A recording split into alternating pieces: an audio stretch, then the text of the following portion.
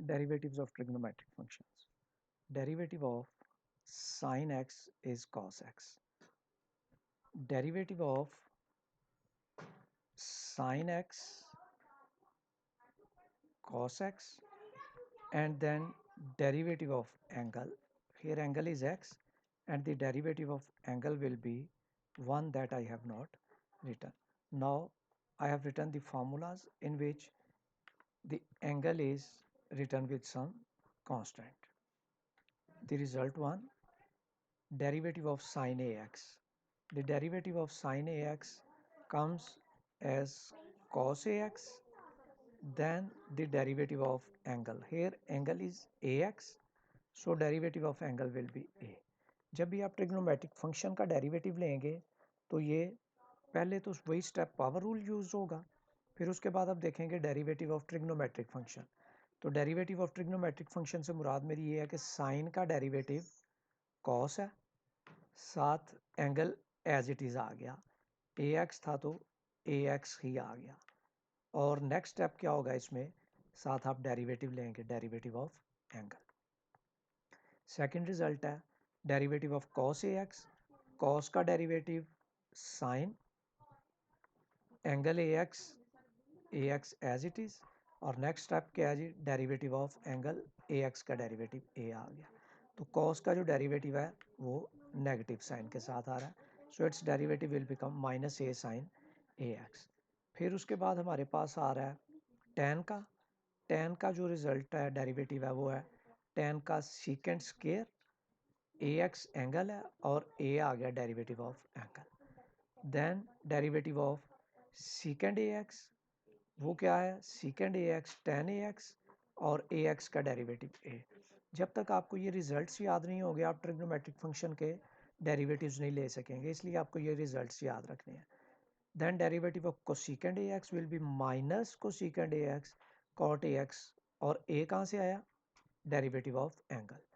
और सिक्स जो रिजल्ट है हमारे पास derivative of cot a x, cot का डेरिवेटिव हमारे पास माइनस कोसेकेंड स्क्वायर है, ए एक्स साथ इसी तरह, और ए जो है एंगल का डेरिवेटिव आ गया। याद रखने के लिए कि जितने भी ट्रिग्नोमेट्रिक फंक्शंस जो सी से स्टार्ट हो रहे हैं, जैसे कॉस है, फिर हमारे पास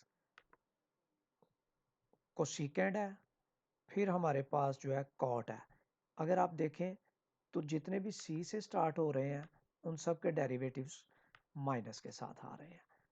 उसके बाद हम लोगों के पास ये चंद रिजल्ट्स थे जो सम डिफरेंस के हैं कि sine P plus sine Q ये इसके इक्वल होता है two sine P plus Q over two cos P minus Q, और इसी तरह ये रिमेनिंग थ्री फार्मूलाज हैं जो कि हम यूज़ कर सकते हैं अगर सेम ट्रिग्नोमेट्रिक रेशियोज का सम या डिफरेंस हो। यहाँ पे एक प्रूफ किया मैंने डेरिवेटिव ऑफ साइन एक्स, जो कि हमने कहा कि कॉस एक्स के इक्वल है। डेरिवेटिव की डेफिनेशन अप्लाई की, f dash of x is equal to f of x plus h minus f of x over H.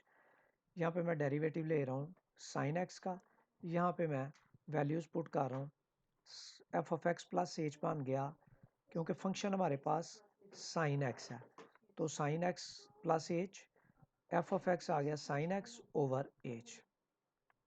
अब इसकी सिंप्लीफिकेशन किस तरह से मैं कर रहा हूँ कि ये जो मेरे पास sine x plus h minus sine x है, ये कौन सा फार्मूला मुझे मिल रहा है, यहाँ से अगर मैं देखूँ तो ये मेरे पास फार्मूला नंबर टू है, sine p minus sine q वाला, जिसमें आ रहा है two cos p plus Q over two और sine p minus Q over two. तो ये फार्मूला मैं अगर यहाँ पे यूज़ करता हूँ तो यहाँ पे मेरे पास ये रिप्रेजेंट कर रहा है पी को, और ये जो ये वाला एंगल है ये मेरे पास रिप्रेजेंट कर रहा है क्यू को।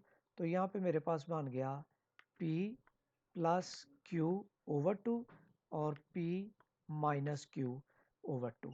तो इनकी सिंप्लीफिकेशन जब मैं करूँगा तो यहाँ से मुझे जो रिज़ल्ट मिल गया पहले वाला वो मिल गया 2x plus H over two, और दूसरे में से x कैंसिल होके h ओवर टू। अब ये वाला h जो था इसको मैंने सिर्फ इसके ओवर में लिख लिया, क्यों लिख लिया, ताकि मैं इसको साइन थीटा ओवर थीटा का फार्मूला बना सकूं। अब ये मेरे पास एच ओवर टू था, यहाँ पे मैंने टू से इसको मल्टीप्लाई और डिवाइड कर दिया, जिसकी वजह से ये मेरे पास जो टर्म नेक्स्ट बन गई वो ये बन गई कि यहाँ पे मेरे पास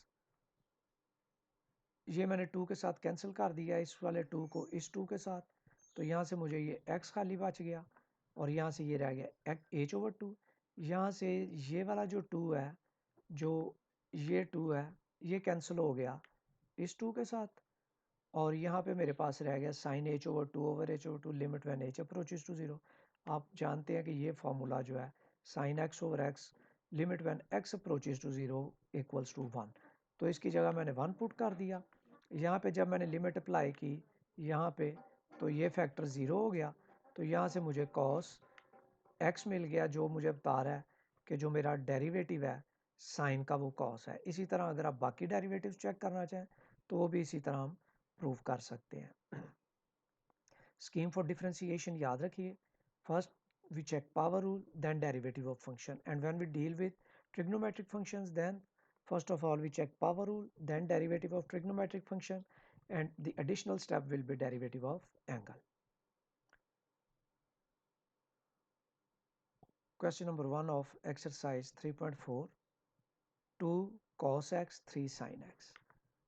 ट्रिग्नोमेट्रिक फंक्शन cos x का डेरिवेटिव माइनस साइन एक्स। अब ये आपको याद होगा तो आप इधर अप्लाई करेंगे, कोई हम मेथड नहीं यूज़ कर रहे, हम सिंपली इसका रिजल्ट याद कर अप्लाई कर रहे हैं। कॉस का डेरिवेटिव माइनस साइन एक्स और ये 1 कहाँ से आया, डेरिवेटिव ऑफ एंगल, तो यहाँ पे एंगल क्या है, कॉस का एंगल एक्स था तो एक्स का डेरिवेटिव 1, फिर -3 इसी तरह साइन एक्स का डेरिवेटिव क्या है, कॉस एक्स, और ये 1 कहाँ से आ गया जी ये इस x का डेरिवेटिव है जो कि 1 है। बाद में हमने इसको सिंप्लीफाई कर दिया। क्वेश्चन 2 में साइन एक्स कॉस एक्स ये प्रोडक्ट हो रहे हैं, तो यहाँ पे मैं यूज़ करूँगा यूवी फॉर्म प्रोडक्ट फार्मूला। पहले एक का डेरिवेटिव ले लूँगा, साइन एज इट इज़ मैंने लिख लिया, और कॉस का डेरिवेटिव का आ गया माइनस साइन एक्स, और साथ क्या आना चाहिए था, एक्स का डेरिवेटिव जो कि 1 है जिसको मैंने लिखा नहीं, plus cos x as it is और derivative of sine x that is cos x, और बाद में ये इसकी सिंप्लीफिकेशन है। If we want to do we can, otherwise we can leave it after taking the derivatives. Third question, this one is the quotient rule, sin x over x. So the quotient rule is u over v. So how we have applied the quotient rule, square of the denominator, then denominator as it is, and derivative of sin x, minus sin x as it is, then derivative of x. Now in line number 3, this one, x as it is, derivative of sin x will be cos x, and derivative of x will be 1 that I have not written, then minus sin x, and then derivative of dx over dx will be equal to 1. So its derivative is x cos x minus this minus sin x over x square.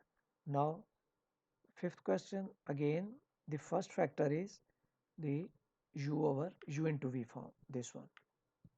So x cube as it is, derivative of sin x will be cos x, and derivative of x will be 1 that I have not written, then plus sin x as it is, then derivative of x cube, power rule 3 comes first, and then x3 minus 1 that will be 2, minus 5 as it is, derivative of cos x, and derivative of cos x will be minus sin x, and then the derivative of x that will be 1, then its simplification is this one.